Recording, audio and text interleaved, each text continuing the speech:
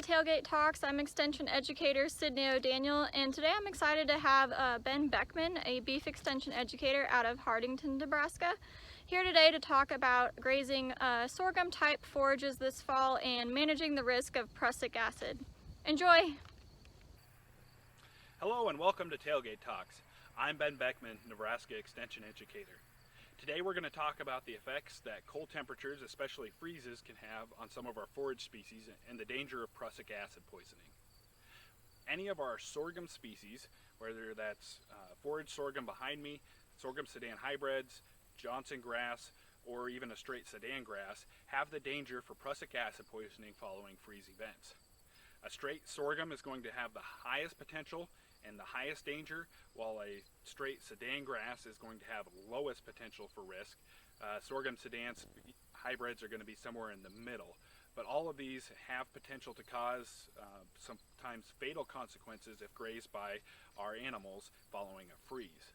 What happens during this event is the cell walls rupture, some compounds are released that create a cyanide type molecule called prussic acid, and if they're grazed by our animals, we can have some pretty serious consequences.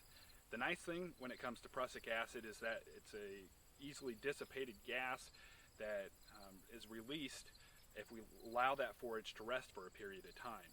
So if we pull our animals off following a freeze for 5 to 7 days, we can turn back on after that freeze event with little to no danger of having prussic acid issues. Now the catch to this comes is if we have another freeze event following that period and a new part of that plant is damaged, we have to reset that timer again and pull off for again 5 to 7 days. This becomes very difficult to utilize some of these forages in the fall from a grazing perspective when we have multiple freezing periods or freeze events that occur one after another. One thing that we can do to utilize these forages in that event is to either hay or use them for silage. Prussic acid again is going to dissipate out, so if we're chopping this for silage or we're putting it down for hay, by the time it's dried and cured in the windrow or by the time it ferments in the silage pile, that prussic acid will be released and we can feed that safely. The final thing that we need to take into consideration with prussic acid is that new shoots actually have a high concentration of prussic acid as well. That's why when we talk about grazing our sorghum species, we usually have a height requirement that we want to get to. That's in some of our sorghum Sudan hybrids and forage sorghums, we want to have at least 18 inches of growth. Now, if we've got an event like we had this year, where we have very cool temperatures and freezes here in September, and then we've got the potential for a warm period and renewed growth following that, we might have some regrowth occur and some new shoots occur in established stands.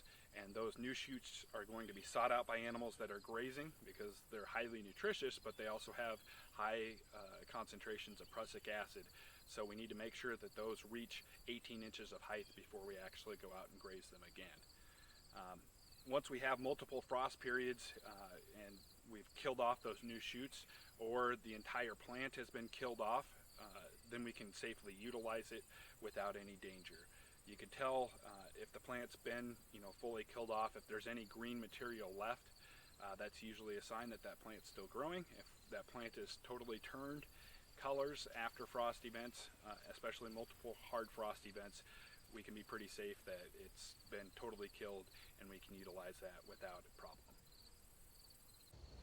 Thanks for watching, and remember to check out the UNL Beef website for more information. See you next time.